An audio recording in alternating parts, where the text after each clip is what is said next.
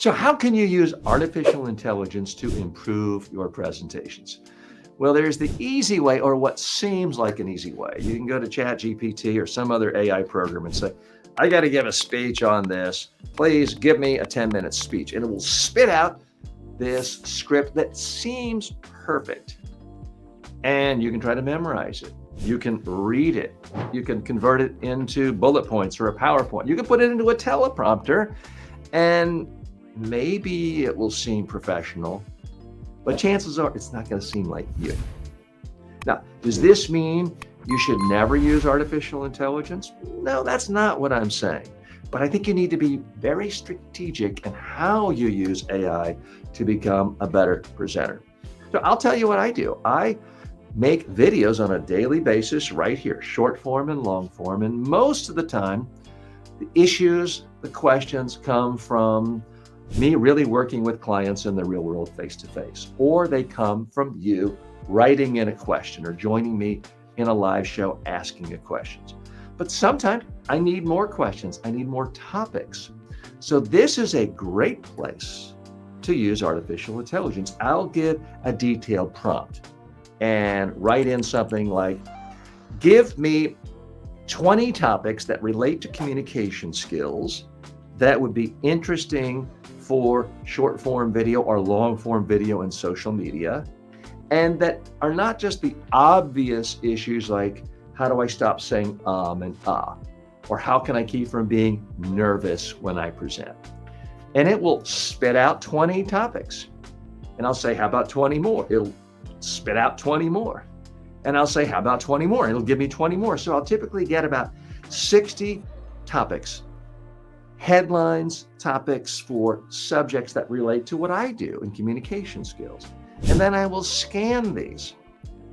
And typically out of 60, I'll find half a dozen, maybe 10 where I think, that's really spurring me on to something. That's really motivating me.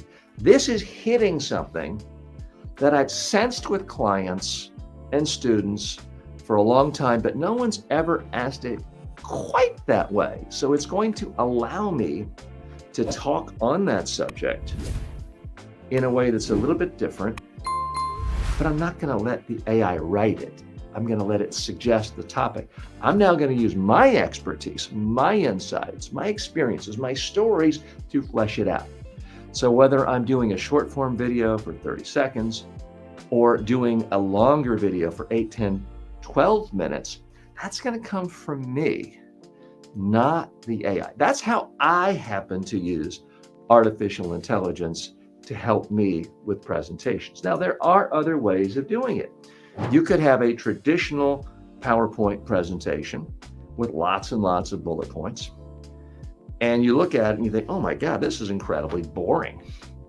You could use an artificial intelligence program and give it the command of, hey, give me a new PowerPoint presentation and have only one idea per slide and come up with AI artwork, a visual, an image that will dramatize that idea. And now you may have something really powerful. Now you can show slides where it's one idea at a time. You've got an image to make your idea more memorable. Now, that's not how most people are using AI, but it is an example of how it could dramatically improve your communication. The other area where I personally like to use AI is for titles.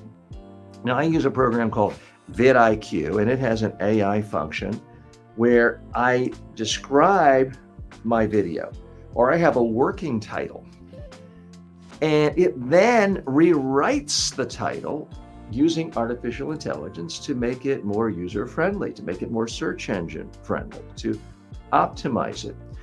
I don't pride myself in being the world's greatest titler of videos, so it's not something where I have tremendous pride of authorship. So I'm happy to sort of outsource that. What I care about is my presentation, but so much of the power of my presentation is how many people see it. So I can use artificial intelligence to rewrite the title to attract more people, to invite more people in. Instead of 100 people seeing it, 10,000 people seeing it. That's a really powerful, positive way of using artificial intelligence. The other thing you can do that I do quite often is I will download the transcript of my entire presentation, whether it is a speech, whether it's an online video, and then I will take that entire transcript, maybe it's 10,000 words, and I will ask the AI to give me a great professional summary of that. This can now go into the description of my social media video. This can now be used in a newsletter where I try to help people who just want to read and don't want to watch the video. Or I may use it as a way of getting people to want to watch the video. So this isn't me outsourcing the hard work in my brain to a computer.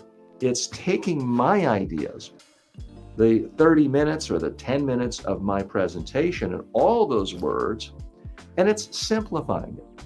It's condensing it. Now, I could do that. Anyone who creates an original speech or presentation can always figure out a way of narrowing it down and eliminating 80%. But that's really time consuming. It's not a lot of fun, and it's not that creative. Not suggesting editing skills aren't important, but that is an area where I feel very comfortable using artificial intelligence, where it saves me massive amounts of time. And what it comes up with, it's still my ideas. It's distilling my ideas. Yes, you've got to prove it and check it. Occasionally you can botch something or distort it, but for the most part, there's the phrase garbage in, garbage out. Well, if it's my ideas, I don't think that's garbage. It's good stuff in, good stuff out. It's just a shortened, truncated version. So now you've got the description. You can also use it for creating transcripts. It can clean up your raw transcript and put in proper grammar and spelling and all of the things that will make it easy to read. So that's another tool. So yes, if you are a communicator and if you are a speaker and you speak to live audiences and you speak in social media and you make videos, AI is not going to replace you yet, but it can be a great tool to make you even more effective and to reach more people.